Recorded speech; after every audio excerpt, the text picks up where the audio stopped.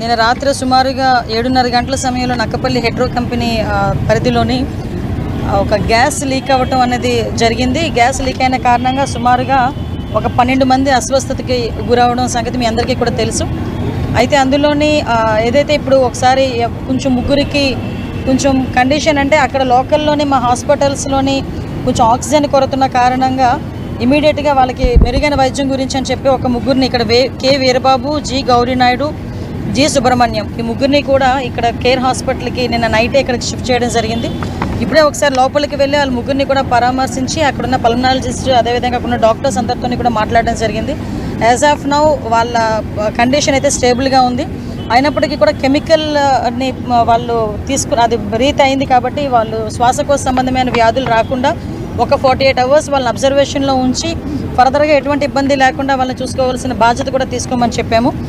అక్కడ వాళ్ళని అడిగిన తర్వాత వాళ్ళ లోపల ఉన్న వాళ్ళ పేషెంట్స్ని కూడా అడగడం జరిగింది. ఏం జరిగిందని అడిగిన తర్వాత వాళ్ళు ఏదైతే క్యాంటీన్కి వెళ్తున్నారో క్యాంటీన్కి వెళ్ళేటప్పుడు ఈ వేపర్స్ అనేవి రావటం, వేపర్స్ ఎక్కడ లీక్ అయిందని చెప్పి గమనించడం, ఇమీడియట్గా అక్కడ వెంటనే రెస్పాండ్ అయ్యి ఈ సోడియం హైపోక్లోరైడ్ అక్కడ లీక్ అవ్వడం వల్ల ఇలా జరిగిందని చెప్పేసి ప్రైమరీ ఇన్వెస్టిగేషన్లో ఒక హెట్రో కంపెనీ వాళ్ళు కానీ అదేవిధంగా అక్కడ లోపల ఉన్న పేషెంట్స్ కానీ చెప్పడం జరిగింది. దీని మీద ఇంకొంచెం కూలంకషంగా కూడా దర్యాప్తు చేయడానికి కూడా మేము రెడీగా ఉన్నాము. దానికి కంపెనీ వాళ్ళ దగ్గర నుంచి కూడా మేము సహాయ సహకారాలు కోరుకుంటున్నాం. ఎందుకు క్లియర్గా చెప్తున్నామంటే ఈ మధ్యకాలంలోని ఎక్కడో అక్కడ ఈ ఫార్మా కంపెనీస్లో వారానికి ఒక ఇన్సిడెంట్ అనేది ఎక్కడో ఒకటి జరగడం అనేది మనం చూస్తున్నాం. మ్యాక్సిమం యాక్చువల్గా కలెక్టర్ గారు నేను కలిపి రీసెంట్గానే ఒక మీటింగ్ కూడా కండక్ట్ చేసి వాళ్ళకి ఈ సేఫ్టీ పర్పస్లో కానీ పొల్యూషన్ పర్పస్లో కానీ సెక్యూరిటీ పర్పస్లో కూడా వాళ్ళందరికీ కూడా ఒకసారి మాట్లాడదాం అనుకునే లోపు ఎలక్షన్ కోడ్ రావడం జరిగింది. యాక్చువల్గా 4th మీటింగ్ పెట్టుకున్నాం మేము. ఎలక్షన్ కోడ్ వల్ల మేము అది వాయిదా వేసుకున్నాము. మంత్ ఎండ్కి కూడా అది మళ్ళీ మీటింగ్ పెట్టుకుంటాం కంపల్సరీగా రాబోయే. అంటే ఇప్పుడు ఫార్మా కంపెనీస్ అనేసరికి ఇటువంటి చిన్న ఇన్సిడెంట్లు జరగడం వల్ల ఫర్దర్గా వచ్చే ఫార్మా కంపెనీస్ విషయంలోనే కూడా ప్రజలకు ఒక భయాందోళనలు కలిగే పరిస్థితి కూడా ఉన్నాయి. అటువంటివి ఏమీ లేకుండా సేఫ్టీ మెజర్స్ అన్నీ కూడా తీసుకొని ఈరోజు ఫార్మా కంపెనీస్ నడిపే పరిస్థితి కూడా ఈరోజు ఈ గవర్నమెంట్ తీసుకుంటుంది. అదేవిధంగా ఇప్పుడున్న ఫార్మా కంపెనీస్లో కూడా ఎక్కడ కూడా ఇటువంటి ఇన్సిడెంట్లు మళ్ళీ జరగకుండా చూసుకునే దానికి కూడా ఒక హై లెవెల్ కమిటీని కూడా ఏర్పాటు చేయడానికి కలెక్టర్ గారు కూడా సిద్ధపడ్డారు. ఆ హై లెవెల్ కమిటీ కూడా ఏర్పాటు చేసి ఎక్కడ కూడా ఎటువంటి ఇబ్బంది లేకుండా చూసుకునే బాధ్యత తీసుకుంటాం. ముఖ్యంగా యాక్సిడెంట్ అన్న తర్వాత క్యాజువాలిటీస్ లేకుండా చూసుకోవాల్సిన బాధ్యత కూడా కంపెనీస్కి ఉంది.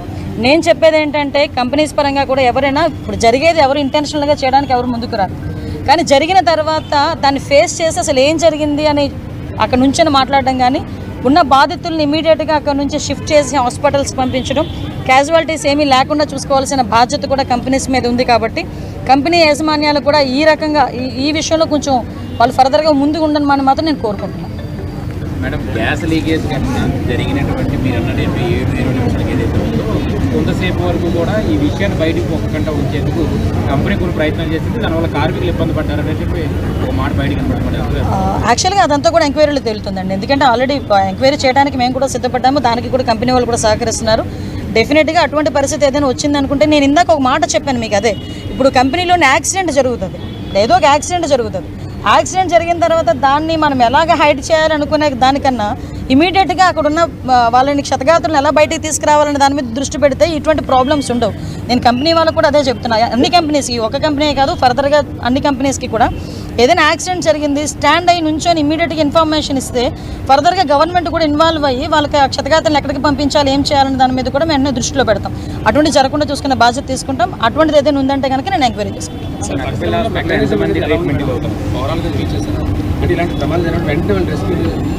యాక్చువల్గా వీళ్ళ దగ్గర ఫైర్ దగ్గర నుంచి ఎవ్రీథింగ్ రెస్క్యూ ఆపరేషన్స్ ఉండాలండి. ఈవెన్ దో ఇటువంటి కెమికల్ ఫ్యాక్టరీస్లో కెమికల్ ఎక్కడైనా మనకి లీక్ అయిన తర్వాత కెమికల్ లీక్ దాన్ని న్యూట్రలైజ్ చేయడానికి కూడా వాళ్ళ దగ్గర ఎక్విప్మెంట్ అంతా ఉండాలి. ఎస్పెషల్లీ ఇవన్నీ ఉన్నాయా లేదా అనేది మీ అందరికీ తెలుసు. నేనేదో ప్రతిసారి మాట్లాడే విషయం కాదు. లాస్ట్ 5 సంవత్సరాలు గాలికి వదిలేశారు. మళ్ళీ మేము స్ట్రీమ్ లైన్ చేయడానికి మొదలు పెడుతున్న ఆ క్రమంలో భాగంగానే లాస్ట్ టైం మీరు అబ్జర్వ్ చేసిన ఎసెన్షియా కంపెనీ అయిన తర్వాత కూడా ఇమీడియట్గా ఒక మీటింగ్ ఏర్పాటు చేసుకుని కెమికల్ ఫ్యాక్టరీస్ అందరితో కూడా మొత్తం ఆల్ ఎమ్మెల్యేస్, మినిస్టర్, అదేవిధంగా కలెక్టర్ అందరితో కూడా మీటింగ్ ఏర్పాటు చేసుకొని ప్రతి ఒక్కరు కూడా ప్రికాషనరీగా ఎక్విప్మెంట్ కానీ ప్రికాషనరీ సూట్స్ కానీ ఎవ్రీథింగ్ ఉండాలి అని చెప్పేసి మేము ఆ రోజు వాళ్ళకి ఇన్ఫర్మేషన్ ఇచ్చాము, ఇన్స్ట్రక్షన్ కూడా చేసాం. ఎస్పెషల్లీ దాన్ని బేస్ చేసుకుని ఫర్దర్గా వాళ్ళు ఏం చేశారని తెలుసుకోవడానికి ఇంకా ఏం చేయాలని చెప్పడానికి మనం యాక్చువల్గా మీటింగ్ పెడదాం అనుకున్నాం. చిన్న ఎలక్షన్ కోడ్ వల్ల మీటింగ్ పెట్టలేకపోయాం. ఎలక్షన్ కోడ్ అయిన వెంటనే కూడా దాని మీద కూడా మీటింగ్ పెడతాం. అంటే ఎన్ఐసి చిన్నపిల్లలు నవజాత శిశువులకు వెళ్ళే ఆక్సిజన్ సరఫరాని ఒక రౌడీ షీటర్ ఆపేశారు. అంటే మీరు గతంలో విజిట్ చేశారు, సీసీ కెమెరా పెట్టారు, దాని తర్వాత సెపరేట్ అయింది. మళ్ళీ రౌడీ షీటర్లు గంజాయి బ్యాచ్లు కేజీఎస్లో తిరుగుతున్నారు. రీసెంట్గా పెద్ద ప్రమాదం మేడం, అంటే తప్పింది అని చెప్పుకోవచ్చు. అక్కడ సిబ్బంది అప్రమత్తం వల్ల ఒక ఆక్సిజన్ సరఫరాని పూర్తిగా బ్లాక్ చేస్తారు రౌడీ షీటర్ ముగ్గురు. దీని మీద ఎలా చూడాలి మీరు ఏమంటారు? కేజీఎస్ ఇష్యూ యాక్చువల్గా రౌడీ షీటర్ అతను, మీరు ఎవరైతే చెప్పారో అతను రౌడీ షీటర్. ఆ రౌడీ షీటర్ కూడా మనకి మ్యాక్సిమం అరెస్ట్ కూడా చేయడం జరిగింది. ఆ రౌడీ షీటర్ని కూడా అరెస్ట్ చేయడం జరిగింది. మీరు అబ్జర్వ్ చేయాలంటే ఇటువంటి ఫర్దర్గా ఇప్పుడు జరగకుండా చేయడానికి యాక్చువల్గా సీసీ కెమెరాస్ అన్ని ఏర్పాటు చేయాలి అని చెప్పి ఇక్కడే కాదండి, మేమైతే ఓవరాల్గా స్టేట్ మొత్తం మీద 1,00,000 సీసీ కెమెరాలు ఏర్పాటు చేయాలని ఒక కృత నిశ్చయంతో ఉన్నాము. టార్గెట్ కూడా పెట్టుకున్నాం. ఇలాంటి హాస్పిటల్ ఏరియాస్లో ఓన్లీ కేజెస్ అనే కాదండి, ఈవెన్ దో మనకి ప్రైవేట్ హాస్పిటల్స్లో కూడా వాళ్ళు ఎంచుకున్న సీసీ కెమెరాస్ తాలూకా ఫుటేజ్ కూడా మాకు ఇవ్వమని చెప్పేసి డిపార్ట్మెంట్ వాళ్ళని కూడా మేము అడుగుతున్నాం. ఫర్దర్గా అది ఎందుకంటే రేపు పొద్దున్న వాళ్ళ మీద ఏదైనా అటాక్ జరిగినా, ఫర్దర్గా వాళ్ళకి తెలియకుండా ఏదైనా ఇన్సిడెంట్ జరిగినా ఇమీడియట్గా రెస్పాండ్ అవ్వడానికి. ఇప్పుడు మీరు మొన్న సీసీ కెమెరాలో ఇంచుమించుగా చెప్పాలంటే కాపాడిని, మొన్న ఈ ఇన్సిడెంట్ నుంచి బయటకు వచ్చామంటే ఆ సీసీ కెమెరాలే కాపాడిని. ఫర్దర్గా ఇప్పుడు విషయం ఏంటంటే మొత్తం రౌడీ షీటర్లు అందరి మీద కూడా వాళ్ళ తాలూకా మూమెంట్స్ మీద కూడా మేము దృష్టిలో పెట్టుకున్నాం.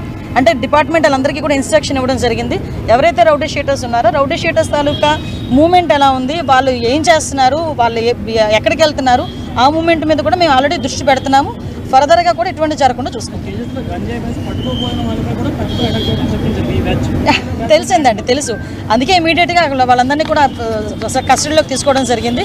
ఏదైనా ఒకటండి, నేను ఏమంటానంటే ఫర్దర్గా ఇప్పుడు ఈ గంజాయిని మ్యాక్సిమం అరికట్టడానికి మొత్తం అంతా మేము రిస్ట్రిక్ట్ చేసాం. మీకు తెలుసు, మొన్న రీసెంట్గా డీసీపీ గారు కూడా వచ్చి దగ్గర 35,000 కిలోల గంజాయిని కూడా మొన్న డిస్మాల్ చేశారు.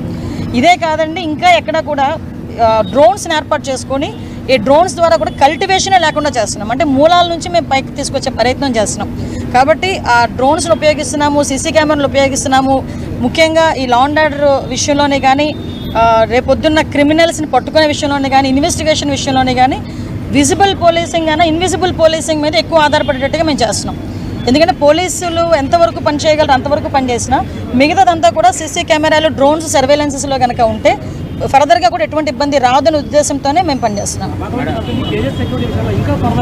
లేదండి, అంటే ఇప్పుడు యాక్చువల్గా మీరు నాకు ఇన్సిడెంట్ తెలిసిన తర్వాత ఒకసారి వెళ్దాం అనుకున్నా. ఈ ఎలక్షన్స్ కోడ్ ఇవన్నీ ఉండటం వల్ల కొంత మేరకు నేను కూడా బ్యాక్ స్టెప్ వేయాల్సి వచ్చింది. ఇది అయిపోయిన తర్వాత డెఫినెట్గా నేను కేజీహెచ్ వాళ్ళతో, కలెక్టర్ గారితో కూడా కూర్చొని ఎంతవరకు సీసీ కెమెరాలు పనిచేస్తున్నాయి ఇవన్నీ కూడా నేను దగ్గరుండి పర్యవేక్షించుకుంటాను. సంబంధించి గత ప్రభుత్వంలో రాజీపేట గ్రామస్తులు లేదా చుట్టుపక్కల ఉన్నటువంటి గ్రామస్తులు అక్కడ ఉన్నటువంటి ప్రాబ్లం ఏదైతే ఉందో, అంటే వ్యర్థ పదార్థాలని సముద్రంలో తెలియజేశారు వాతావరణం, అప్పుడు ఏదో సద్దుమడుగు చేశారు. సో మీ గవర్నమెంట్ వచ్చింది, అంటే కూటమి ప్రభుత్వం వచ్చింది. సో ఈ పొల్యూషన్కి సంబంధించిన దాని మీద ఎలాంటి చర్యలు తీసుకోబోతుంది? యాక్చువల్గా పొల్యూషన్ కంట్రోల్ బోర్డుకి సంబంధించి కూడా మేము లాస్ట్ టైం మాట్లాడినప్పుడు ఏదైతే పైప్ లైన్ ఎంతవరకు వెళ్ళింది సముద్రంలోకి, అంటే సముద్రం లోపల వరకు వెళ్ళిపోతే ప్రాబ్లం ఉండదు. ఈ సముద్రం బయట వరకు వెళ్ళి మనం అక్కడ ఆగిపోతాయి కనుక అక్కడ ఉన్న మత్స్య సంపదకి కానీ ఆ చుట్టుపక్కల వాటర్ రిసోర్సెస్ కానీ కొంచెం కంటామినేట్ అయ్యే పరిస్థితి ఉంది. సో డెఫినెట్గా మేము ఆల్రెడీ ఈ విషయాలన్నిటి మీద కూడా కంపెనీ వాళ్ళు ప్రతి ఒక్కరికి కూడా సేఫ్టీ మెజర్స్, ప్రికాషన్స్ తీసుకోవాలని చెప్పి ప్రతి ఒక్కరికి కూడా కలెక్టర్ గారి దగ్గర నుంచి నోటీసులు వెళ్ళి వాళ్ళు యాజ్ పర్ దట్ పని చేయాలి. ఒకవేళ పని చేయలేదు అన్న పక్షంలో మా దగ్గరికి ఎటువంటి ఆధారాలు వచ్చినా కూడా మేము యాక్షన్ తీసుకోవడానికి రెడీగా ఉన్నాం. నేను ఒకసారి మాట్లాడుతున్నాను. ఇప్పుడు స్కూల్ జోన్లో ఎక్కువ మంది పిల్లలు గంజా తాగి చాలా మంది పిల్లల్ని ఇబ్బంది పెడుతున్నారు. రెండవది ఏంటంటే పోలీస్ పర్యవేక్షణ అక్కడ తక్కువగా ఉందమ్మా స్కూల్ జోన్లో. మరి ముఖ్యంగా ఎక్కువ పిల్లలు చదువుకున్న ఏరియా జ్ఞానాపురంలో 15,000 మంది పిల్లలు రోజు చదువుకున్న ఏరియా. ఆ ఏరియాలో సాయంత్రం స్కూల్ విడిచినప్పుడు, స్కూల్ మొదలుపెట్టినప్పుడు పిల్లలు విచ్చలవిడిగా తిరిగి వాళ్ళ ఇష్టం వచ్చినట్టు ప్రవర్తించడం, పిల్లలు ఇబ్బంది పెట్టడం, తప్పుగా మాట్లాడటం, ఆ విధంగా చేయడం జరుగుతుంది. దానికి కొంచెం మీరు ఏమైనా తప్పకుండా మీరు యాజ్ ఎ సిటిజన్గా మీరు ఇచ్చిన సలహాను నేను తీసుకుంటాను. మీ సూచన నేను క్లియర్గా పాటిస్తాను. సిపి గారు కూడా ఇన్స్ట్రక్షన్ ఇస్తాం. సపరేట్ పెట్రోలింగ్ కూడా అక్కడ ఏర్పాటు చేయమని చెప్తానండి. స్కూల్ వెళ్ళే టైంలో కానీ అయిపోయిన తర్వాత కూడా మీరు అన్నట్టు జ్ఞానాపురం అటువైపు ఏరియాలో కొంచెం ఆ ఏరియా కూడా కొంచెం ఇబ్బందికరమైన ఏరియానే. డెఫినెట్గా అక్కడ ఆడపిల్లలకి కానీ అక్కడ పిల్లలకి కానీ ఎటువంటి ఇబ్బంది లేకుండా చూసుకుంటాం. ముఖ్యంగా స్కూల్లోని గంజా ఆ విషయం ఒక్కొక్కసారి చెప్పాలంటేనే కూడా చాలా బాధ అనిపించే పరిస్థితి. మేము చాలా సందర్భాల్లో చెప్పాం స్కూల్స్ వరకు వెళ్ళిపోయింది గాంజా అన్నదని. ఆ గాంజాని ఎలాగ రిస్ట్రిక్ట్ చేయాలి, గాంజాని ఎలా అరికట్టాలనే దాని మీద మేము స్పెషల్గా టాస్క్ ఫోర్స్ అనేది కూడా ఏర్పాటు చేసామండి. మీకు కూడా తెలుసు, ఈగల్ అని ఒక టాస్క్ ఫోర్స్ని కూడా ఏర్పాటు చేసుకున్నాము.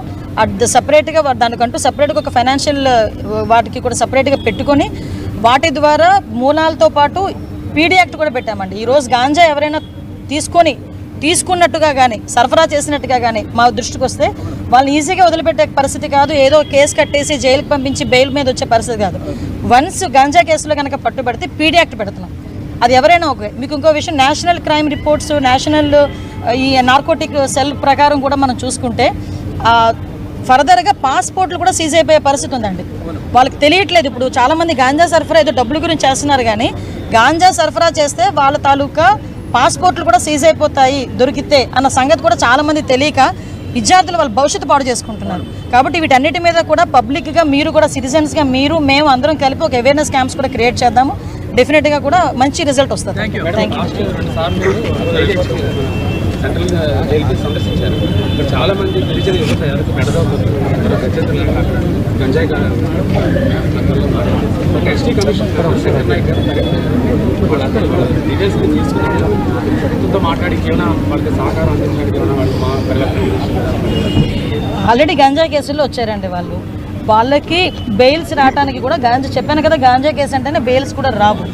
సో చాలామంది ఎస్టీ యువకులు ఇంచుమించు మీరు అన్నట్టు మన విశాఖపట్నం సెంట్రల్ జైల్లో ఉన్న వాళ్ళలో 50% ఎన్డీపీసీ కేసెస్ వాళ్ళు.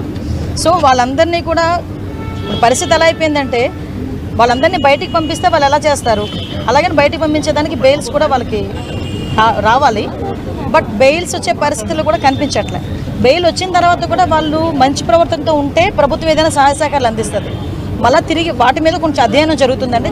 మేము కూడా ఒకసారి దాని మీద కూడా కొంచెం ఎంక్వైరీ వేసుకుంటున్నాము. దాని ప్రకారంగా చేస్తాం. ఆల్రెడీ సీసీ కెమెరాస్ పెట్టారండి జైల్లో. ఆల్రెడీ సీసీ కెమెరాస్ పెట్టారు, ఇంకా ఇన్స్టాల్ చేస్తున్నారు. మొత్తం మేము 100 సీసీ కెమెరాలు ఆ రోజు మీకు మాట ఇచ్చాం, 100 కూడా ఇన్స్టాల్ చేస్తారు.